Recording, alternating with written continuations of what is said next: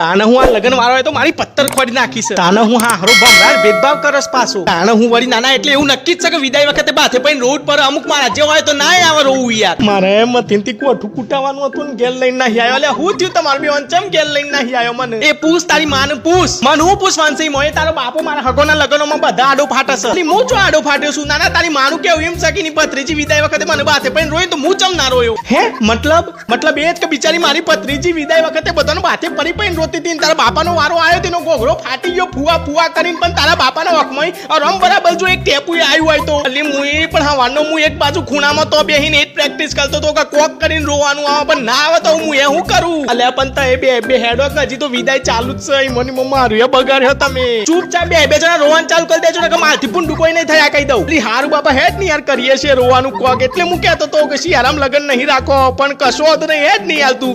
જો પહુદી પોતે કોક કરીએ છીએ અને કે પછી રોવું નહીં આવે તો કોક બીજું વિચાર્યું હે તું. એટલે તું તો મારા જેવા આ શું કરું છું? એટલે બાપુજી તમારી વાત સાચી છો. હું એ હારો હવાનો ટ્રાય કરું છું પણ રોવાનું આવતું જ નહીં ને. એટલે ભાઈ એ જ તો છે પણ હું કરીએ કે કશો જ નહીં તું હેડ નહીં યાર વિદાયમાં રોડ પર હે આજે ના મેર પણ તો આંખમાં ગોદા નાખીને રોવાનો ટ્રાય કર્યું અને છેલ્લે કશું ના થાય ને તો વિડીયો કેસેટ વાળા જોડે જઈને આપણી ઓખોના સીન જ કપાઈ નાખ્યું પણ તું હેડ આજે વિદાયમાં રોવાનું છે આપણે.